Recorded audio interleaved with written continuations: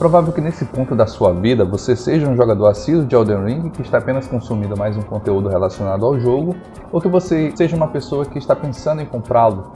E de cara eu quero lhe sugerir, compre porque vale a pena mesmo que você nunca tenha jogado um Souls-like. Fazendo meu dever de casa, o Elden Ring é um jogo em terceira pessoa de RPG de ação e fantasia em mundo aberto, desenvolvido pela From Software e publicado pela Bandai, uma obra do famoso Hidetaka Miyazaki em colaboração com George Martin, aquele que fez as Crônicas de Gelo e Fogo, que posteriormente ganhou uma adaptação através da série Game of Thrones.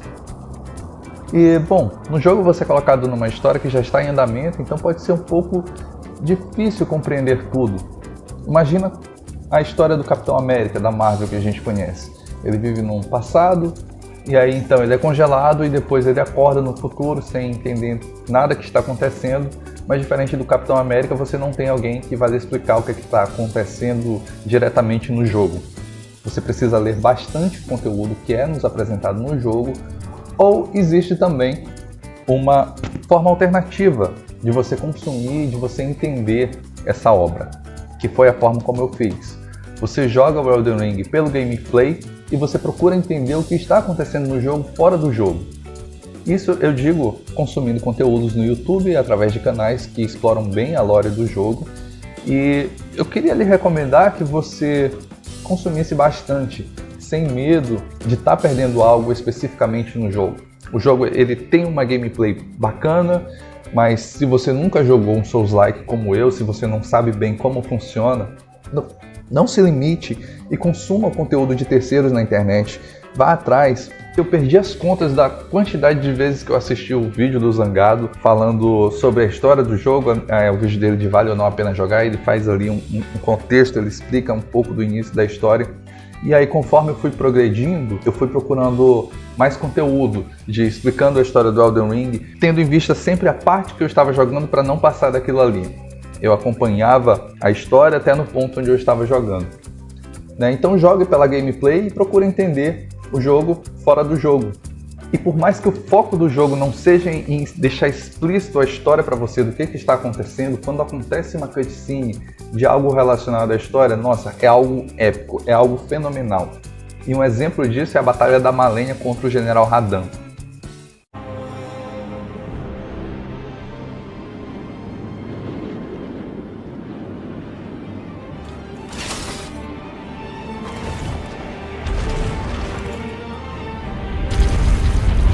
Conqueror of the stars, General Radahn.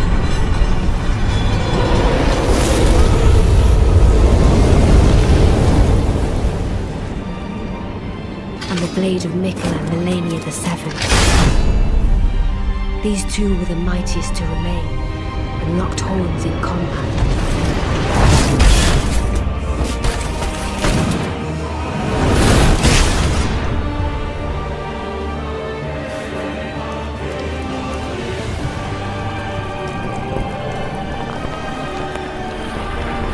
But there would be no victor.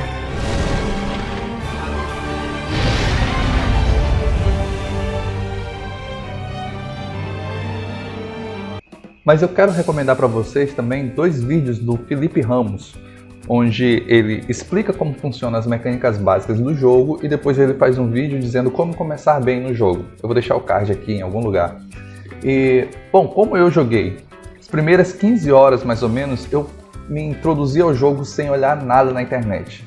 A única informação que eu tinha, que por sinal eu peguei desse vídeo do Felipe Ramos, era a seguinte: se você morrer muito no lugar, sai daquilo ali, vai atrás de outra coisa, vai explorar outra coisa, não fica preso só naquilo ali, achando que o jogo é aquilo ali. Você vai atrás, você vai entender bem como funcionam as mecânicas e depois você volta lá já mais bufado e tal, para poder você passar daquela situação.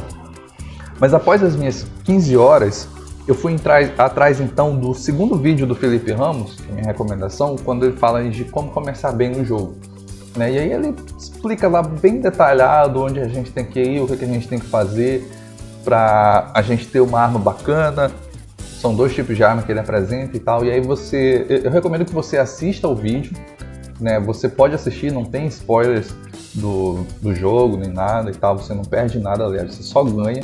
E aí, com base nisso, você toma a sua decisão, se você vai querer seguir aquele caminho ou se você vai querer seguir o seu próprio caminho. Claro, sinta-se à vontade para escolher, pois afinal é você que vai jogar. O jogo ele não é, digamos, fácil. O jogo ele não é fácil, existe uma curva de aprendizado ali, e muitas vezes a gente não tem tempo para se dedicar para um jogo, para poder aprender a fundo aquilo ali de uma forma sozinho. Então, sinta-se à vontade para escolher. Quando eu fui atrás do vídeo do Felipe Ramos, que eu fui entender, eu estava entendendo ainda como funciona o jogo, como pegar as armas que ele recomenda. Eu quis pegar uma arma, mas pelo procedimento que ele nos mostrou, eu não consegui, porque eu já tinha upado em outros lugares do jogo. Eu já tinha pego os pontos de upgrade e tinha colocado em outro lugar. Então eu demorei um pouco chegar no ponto que ele estava explicando naquele vídeo, mas ainda aproveitei bastante. Uma das armas que ele recomenda eu consegui utilizar ainda e tive uma progressão bem suave. Após isso, eu tentei me desvincular o máximo de conteúdo de internet, de tutoriais, e ir progredindo conforme eu ia avançando no jogo, e entendendo e aprendendo como o jogo funciona, e me diverti bastante. Mas quando eu comecei, eu não sabia nada de Souls-like. Eu já tinha jogado um Souls-like na vida. Eu tinha tentado jogar o Bloodborne, mas eu acredito que eu não passei 1 hora jogando. Eu jogava num PS4 e eu morria toda hora, e aí demorava muito pra carregar, e aí eu já tava com dor de cabeça. E cara, não vou ficar jogando isso aqui que eu vou estar só morrendo. E larguei o Bloodborne. Tentei porque muita gente falava bem, mas não consegui me adaptar. Mas talvez por Elden Ring ser um mundo aberto, onde a gente consegue explorar bastante coisa sem precisar entrar em confronto com ninguém, eu fui lá e me dei muito bem com o modo de jogo. Então, mesmo no Elden Ring, sem saber nada, eu morria muito para os NPCs iniciais. E uma coisa que eu acho interessante é que muita gente falou que, tem um boss no Elden Ring que é um boss muito facinho, muita gente fala que é meme ter aquele boss ali e tal. Aí eu morri pra caramba com esse boss e todo mundo fala que é fácil. É a galera que já joga Souls-like há muito tempo, né? Eu morri até pros NPCs iniciais também, porque eu tinha uma mentalidade muito de ataque. Mas uma coisa que é muito importante nesse tipo de jogo não é você saber atacar, mas é você saber ficar vivo. Você vai lutar contra um boss, você tem que aprender, antes de atacar ele, você tem que aprender a ficar vivo. Você tem que entender como funcionam os golpes dele, como você fica vivo com base no que o boss está fazendo. Se você precisa se defender, se você precisa dar o parry, ou se você precisa se esquivar. E uma coisa que eu não utilizava era a defesa nem a esquiva. Eu só queria atacar. E não funciona desse jeito. Muita gente fala que a dificuldade do jogo pode ser um ponto negativo, pode ser um ponto que vai fazer com que muitas pessoas joguem ou muitas pessoas não joguem. Mas uma coisa que eu entendo das mecânicas de Elden Ring e do Souls-like como geral é que superar os desafios faz parte da mecânica do jogo. Você entender como o padrão de ataque de um boss, você entender como você deve se esquivar daquilo ali, é o que faz parte da mecânica do jogo. E cara, quando você entende, quando você consegue passar de um chefão, quando você consegue passar de um boss que você já morreu ali mais 10, 20, 30 vezes, você tá focado em dizer, eu consigo aprender a passar desse cara aqui agora e vou passar dele agora, por mais que eu perca. E você passa, nossa, é uma sensação de felicidade absurda, é um pico assim, muito bom. E por conta da correria da minha vida adulta, eu nunca quis jogar um jogo que fosse difícil para não ter que ficar morrendo e repetindo toda hora, sabe? Tipo, eu lembro que eu comecei há um tempo atrás, já eu tava jogando The Last of Us, o remasterizado que saiu para PlayStation 4, não o remake que saiu agora para PlayStation 5. E eu tava no modo mais difícil, morrendo toda hora e me estressando. E cara, eu quero progredir na história, eu quero ver o que vai acontecer. E aí eu parei e pensei, por que eu tô jogando isso aqui num nível mais difícil se eu tô querendo me divertir curtindo a história? A parte da diversão do Elden Ring, ele não tá ligado diretamente à história, ele tá ligado diretamente à gameplay. Então, pra mim, faz sentido você ficar parado por um momento numa determinada parte no Elden Ring, porque ali você está aprendendo mais sobre a gameplay do jogo, sobre como o boss ataca, sobre como o boss se defende, sobre o que você deve fazer, e não necessariamente é a progressão de uma história que está lhe bloqueando.